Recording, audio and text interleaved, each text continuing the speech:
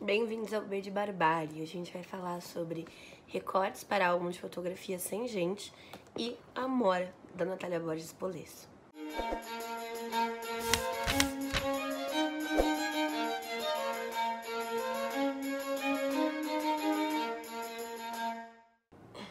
Bom, pessoal, é o seguinte. A Natália tem 4 livros, se não me engano, publicados. 2 de contos, que são esses que eu vou mostrar aqui. Um de poemas e o Controle, um romance publicado pela Companhia das Letras em 2019. O primeiro livro da Natália é o Recortes, que venceu o Prêmio Sorianos em 2013 na categoria Contos. Esse livro aqui, ele é muito interessante porque ele traz pra gente, desde o início da carreira da Natália, uma qualidade literária muito forte, uma qualidade estética que se mantém ou até melhora nos próximos livros, mas que eu acho que não é fácil de encontrar em qualquer autor. Um autor iniciante, um autor jovem. A Natália traz nesse livro, então, contos bem curtos. O livro tem 150 páginas e tem muitos contos. Eu nem me atrevo a contar aqui, mas vou mostrar para vocês o sumário. E tem algumas divisões internas, mas eu confesso que para mim a divisão que fez mais sentido, a divisão que fez mais diferença é a final, que chama Fábulas do Guarda-Roupa. Eu gostei bastante desse trecho final, em que todos os contos são narrados por saias e elas em cada conto vão falar sobre alguma outra peça do guarda-roupa. Então tem o colar de pérolas e tem a calça jeans, e eu achei bem interessante esse exercício que a Natália faz. O Recortes, porém, é um livro que eu acredito que ele ganha na nossa leitura pela qualidade estética que ele tem, porém, eu acho que ele não tem ainda todas as características fortes pelas quais a Natália foi reconhecida em Amora. Então eu entendo que vir para esse livro com a expectativa de que ele seja um livro tão LGBT, tão musical, tão jovem, talvez, quanto o Amora, seja um erro. E pode cair na questão da expectativa não bater com a realidade. Então eu fiquei muito feliz de não ter tido essa expectativa. Eu tinha sido avisada antes a respeito disso. E aí eu pude aproveitar o livro pelo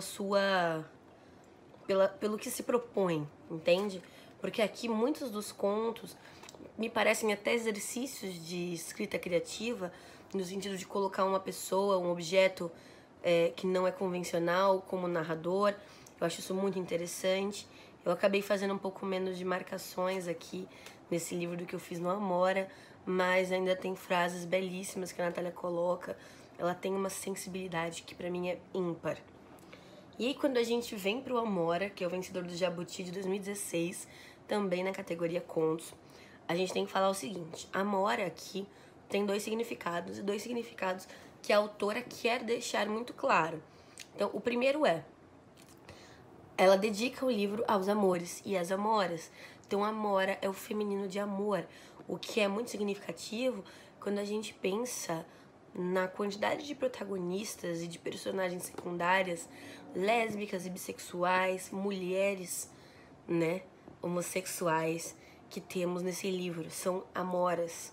E também, quando a gente vai pro sumário, a gente tem 2 tipos de conto, que aí eu vou dar uma coladinha aqui.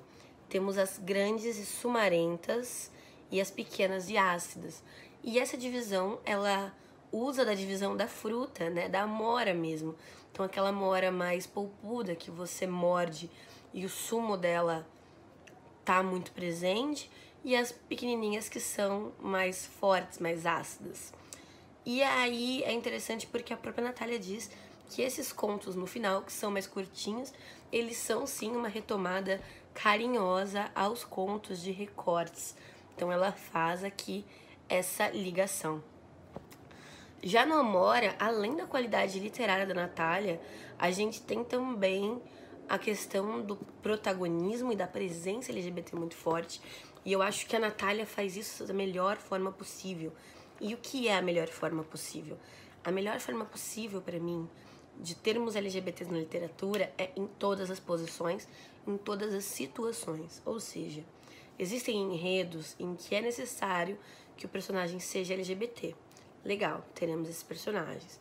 Existem enredos em que não é necessário, mas quando a gente coloca LGBTs em uma história, por exemplo, de derrocada financeira, a gente mostra que os LGBTs fazem parte de todos os espaços. A cota deles não é a cota de história sobre descoberta da sexualidade, como acontece na maioria dos livros. A gente tem uma representação ampla da pessoa LGBT quando a gente faz isso, colocando LGBTs em primeiro e em segundo plano, de forma que fique bem claro que essas pessoas estão presentes em todas as esferas, de todas as formas, em todos os formatos. O que mais me impressiona nesse livro é que a Natália também conseguiu abordar uma questão etária aqui. Ela fala sobre crianças que estão tendo suas primeiras relações com a sexualidade, mas também ela fala sobre pessoas mais velhas. E tem 2 contos que eu gosto muito. O primeiro é o Marília Acorda, que é sobre 2 mulheres que têm um relacionamento e que estão bem velhinhas. E é um conto sobre levantar e fazer café para quem mora com você e se esquecer de colocar o açúcar, esquecer de colocar o pó, e aí a memória, e aí o joelho, e cadê a minha bengala? E é muito interessante, é lindo esse conto, é lindo. E é muito interessante porque poderia ser um casal heterossexual e a diferença não seria nenhuma, porque o que importa acaba sendo o estar junto e a gente conseguir enxergar um casal que a gente não esperava ali. Tem um outro conto que eu não vou conseguir lembrar o nome, que é um conto em que tem 2 mulheres que trabalhavam ou estavam, né? Eram beatas, eram freiras, e elas saem, então, dessa situação e vão morar juntas. E a família, por anos, fala que é a amiga da tia tal, a amiga da tia tal, quando na verdade todo mundo tá careca de saber que elas são um casal. E é muito interessante porque nesse conto a gente é apresentado para dificuldades que mulheres mais velhas sofrem quando tem um relacionamento, homens também, como por exemplo no caso de internação de um dos cônjuges, né, de uma das cônjuges, o outro não poder entrar, porque se não tem um casamento no papel, não é família, então não pode visitar no hospital em casos de urgência, sendo que você é a pessoa que convive diariamente, que vai cuidar da pessoa. Como é que você transpõe isso? E é claro que provavelmente existiam subterfúgios antes do casamento LGBT, né, ser possível, mas eu fico imaginando em momentos de emergência, né? Porque quando você é mais velha, nem tudo é previsível no âmbito de saúde. E aí você não ter o que fazer, ficar do lado de fora, angustiado, sem poder ver a pessoa, não conseguir dar um abraço, não conseguir fazer a companhia, cuidar, deve ser uma coisa desesperadora. E era algo que a Natália trouxe que eu nunca tinha pensado a respeito, mas que hoje eu consigo começar a pensar nesses casais, nesses casos, né? Então eu acho que um pouco da minha dica é... Eu leria os 2, eu indico os 2 muito, só com a ressalva de que não leiam cortes esperando a temática LGBT que tem em Amora. Uma coisa que tem em Amora também que eu adoro, que eu acabei de lembrar, é como a Natália coloca bastante música. Então várias vezes tem músicas, eu tenho a impressão de que isso ambienta tão bem o livro. E aí acaba formando uma atmosfera que pra mim, eu tendo a ver esse livro como se passando todo num momento histórico. Porque nós temos mulheres mais velhas que não tiveram aceitação, mas que hoje começam a encontrar espaços em que são aceitas. As mulheres de hoje, da minha idade, 20, 30 anos, que têm uma liberdade que as anteriores não têm, mas está longe de ser o que as gerações seguintes estão trazendo. E as mais novas que conseguem, com muito mais naturalidade, se compreender e se enxergar dentro desse aspecto da sexualidade. Bom, pessoal, é isso. Eu espero que vocês tenham gostado dessa minha resenha dupla. Os 2 livros são da Não Editora, que é um selo da Dublinense. Eu acho que vale super a pena. Esses 2 livros aqui, o Amora sempre foi um grande carro-chefe da editora e também um grande carro-chefe do Leia Mulheres, estava na lista de mais lidos em 2019. E recentemente o Records acabou entrando para essas listas de mais vendidos da Dublinense, acho que muito porque a Mora repercute e a gente acaba procurando mais coisas da autora. Com a chegada do novo romance dela também, a gente acaba buscando as raízes, o início da carreira dela. E eu acho que eu não consigo me decepcionar com a Natália, assim. Eu acho que ela tem um rigor da escrita, uma questão estética, uma qualidade literária, que mesmo que você não goste da história que ela se propôs a contar, que você não goste do desenvolvimento de alguma coisa, é muito difícil você criticar tanto. Então, os contos que você não gosta são medianos, os que você gosta são muito bons. Aí sempre a minha impressão, ao sair de um livro da Natália, é que a média ficou positiva, o que já é muito difícil num livro de contos, ainda mais quando a gente tem um livro de contos tão curtos como os que a Natália fez aqui, né?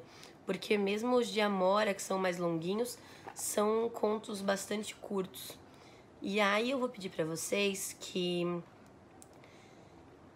se inscrevam no canal clicando na bolinha com o meu rosto, que vai aparecer aqui na tela, se vocês gostaram dessa resenha. E também que deem um like pra ajudar na divulgação do canal, faz muita diferença. Enquanto vocês fazem isso, eu vou ler um trecho aqui do conto Inventário da Despedida, um conto em 4 distâncias, de Amora.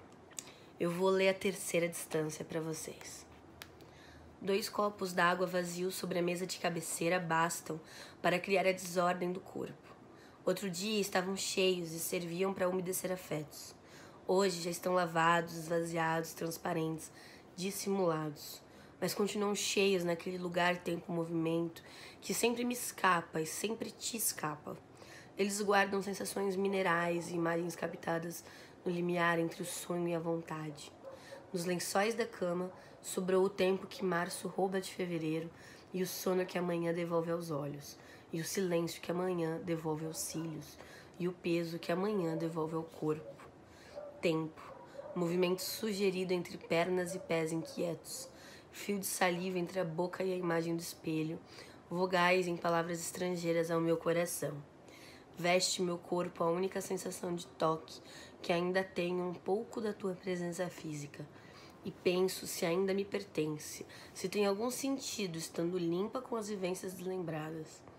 Alguns lugares existem para que possamos revisitar memórias em templos e para que possamos dizer que há mesmo templos para guardar memórias. Um beijo e até a próxima.